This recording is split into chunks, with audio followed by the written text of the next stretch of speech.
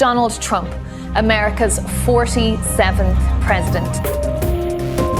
This was a movement like nobody's ever seen before.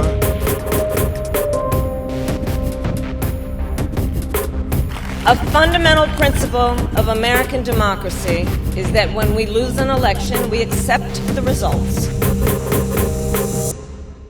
Bon, l'élection présidentielle américaine est terminée et Donald Trump a gagné. Pourtant, dans les derniers sondages, Kamala Harris devançait de quelques points Donald Trump au niveau national et dans certains États.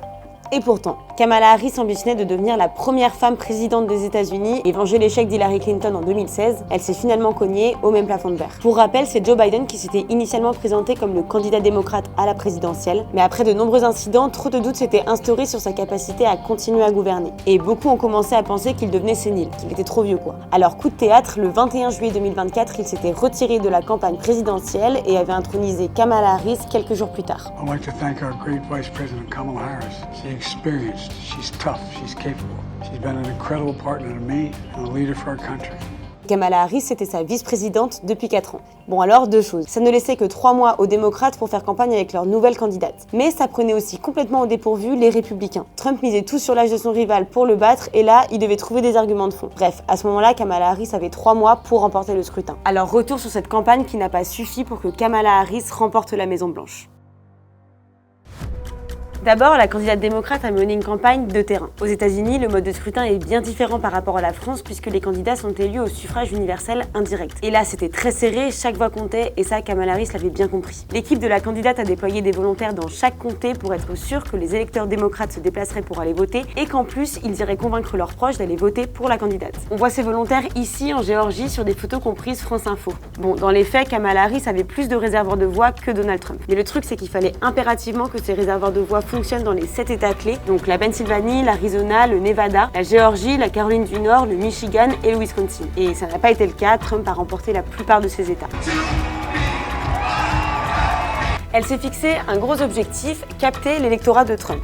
Et pour ça, il fallait absolument qu'elle quitte son image de femme de gauche. Le procédé a été millimétré. C'est le lancement de sa campagne Les Républicains pour Harris. D'abord, elle a reçu le soutien de nombreuses figures républicaines. Le 18 septembre dernier, 111 anciens responsables républicains ont annoncé soutenir la candidature démocrate de Kamala Harris pour la présidentielle américaine. Ils jugeaient Trump inapte à exercer de nouveau ses fonctions. Kamala Harris s'était d'ailleurs affichée main dans la main avec Liz Cheney, l'ancienne numéro 3 du Parti des Républicains. Bon, en gros là, la stratégie elle était claire. La meilleure façon d'inciter un républicain à voter démocrate, c'est de voir ou d'entendre un autre républicain faire le même choix. Et elle est quand même allée assez loin pour conquérir les républicains. Par exemple, elle avait dit qu'elle nommerait un républicain dans son cabinet si elle était élue. Et elle s'est aussi aventurée sur des sujets chers aux républicains et qui étaient très prisés par Trump. Là, je parle par exemple de l'immigration ou des armes à feu. Kamala Harris, elle a assumé et elle a même affiché qu'elle possédait un pistolet semi-automatique. Et c'était assez malin parce que Trump, il l'accusait de vouloir confisquer les armes aux Américains si elle était élue.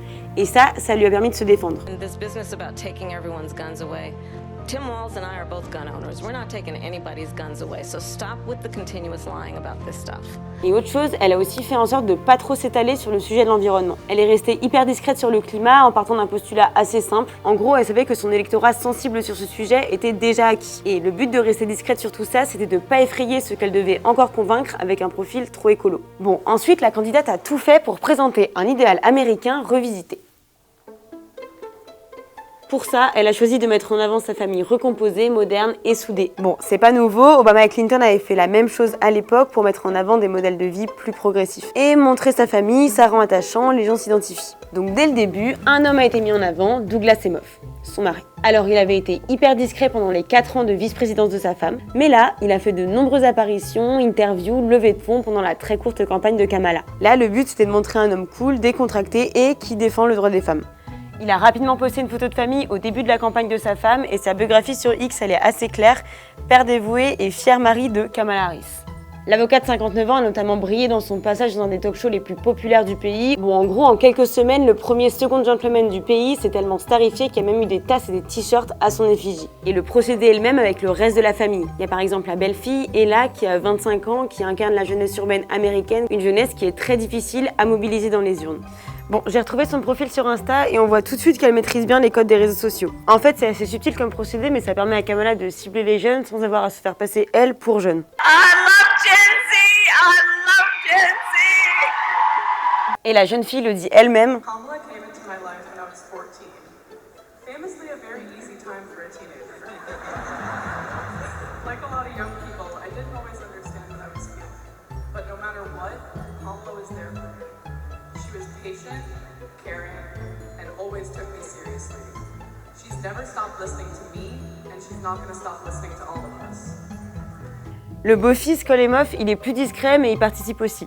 Et ça va encore plus loin parce que même l'ex de Douglas Emhoff soutient Kamala. Faut voir sur son compte Insta, il y a plein de photos de soutien à Kamala Harris en meeting avec ses enfants. Ouais, ça se passe vraiment bien pour eux. Bon, du coup, sur le papier, plus difficile pour Trump de rivaliser sur ce terrain-là avec ses 3 mariages et ses 5 enfants. Mais bon, visiblement, la famille parfaite de Kamala n'a pas suffi. Bon, ensuite, Kamala Harris a mis en place une stratégie médiatique atypique et bien huilée. Au début de sa campagne, elle a évité au maximum les médias et elle s'est concentrée sur le terrain. Bon, pour certains, c'était une stratégie assez risquée vu la courte durée jusqu'au scrutin. Elle a quand même mis 40 jours avant de donner sa première interview à CNN. Mais surtout, comme Donald Trump, elle s'est concentrée sur des médias moins traditionnels, plus jeunes comme YouTube ou les podcasts. Bon, l'idée là, elle est encore assez simple, cibler les jeunes, atteindre un électorat plus éloigné de la politique. Facile, ils se sont dit que les podcasts étaient un moyen plus efficace pour toucher les plus jeunes par rapport aux médias traditionnels. Donald Trump avait lui participé à des podcasts, notamment en participant à une interview de 3 heures dans The Joe Rogan Experience le 26 octobre. C'est le plus gros podcasteur du monde avec 14,5 millions d'auditeurs sur Spotify et 17 millions sur YouTube. Bon, on voit bien que la cible des deux candidats était bien différente. Trump, lui, il visait les jeunes hommes abstentionnistes en allant sur des programmes essentiellement écoutés par des hommes. Et à l'inverse, Kamala Harris, le 6 octobre, elle était au micro d'Alex Cooper dans l'émission Caller Daddy, un podcast connu pour ses discussions franches sur le sexe et les relations amoureuses. Bon, le problème, c'est que la participation de la candidate, elle n'a pas été très appréciée par tous les auditeurs du podcast. Et 90% des auditeurs de ce podcast, ce sont des femmes. Après la publication de l'interview, Alex Cooper a perdu des millions d'abonnés qui n'étaient pas contents du choix d'invité. Bon, sur le papier, c'était quand même malin de participer à des podcasts. Mais en fait, c'est difficile de savoir si cette stratégie, elle était payante ou non, car le nombre d'auditeurs qui écoutent vraiment des podcasts reste assez flou. C'est pas comme à la télé. Et selon une étude de l'université de Suffolk, seulement 25% de l'électorat de Kamala et 20% de celui de Trump ont écouté leur podcast. Donc délaisser autant les médias traditionnels ne lui aura finalement peut-être pas porté chance. Tout au long de sa campagne, la candidate a utilisé une rhétorique millimétrée. Le Monde a analysé les éléments de langage que la candidate a utilisés tout au long de ses discours et le moins qu'on puisse dire, c'est que rien n'a été laissé au hasard. Dans son discours à la Convention démocrate, par exemple, elle fait tout pour invisibiliser son rival en utilisant le pronom « il ». Nos confrères ont compté du coup, elle utilise 16 fois le nom Trump et 28 fois le pronom « il ». Et elle s'est aussi positionnée en candidate de l'espoir. Kamala Harris et ses équipes ont fait attention à utiliser des mots et des termes positifs à l'inverse de Trump qui fait beaucoup plus dans le catastrophisme. Lors du premier débat entre les deux candidats, Harris utilise 8 mots positifs, aspiration, soutien, ambition, passion, alors que Trump, lui, il mise sur l'exact contraire, violemment, désastre, destruction, terrible. Bon, donc finalement, la stratégie n'a pas payé. Kamala n'a pas réussi à créer un lien avec ses électeurs comme Trump l'a fait. L'heure des femmes à la Maison-Blanche ne semble pas encore être arrivée. Contre toute attente et malgré ses propos outranciers et ses positions radicales sur l'avortement, Donald Trump a fait mieux qu'en 2020 auprès des femmes et de la jeunesse. Et les femmes, justement, semblent avoir été beaucoup moins nombreuses que prévu à soutenir Kamala Harris. Les Américains ont massivement rejeté la présidence de Joe Biden et Kamala Harris n'a pas assez réussi à se détacher de l'image du président. Sa campagne, très et sûrement trop courte, n'a pas suffi.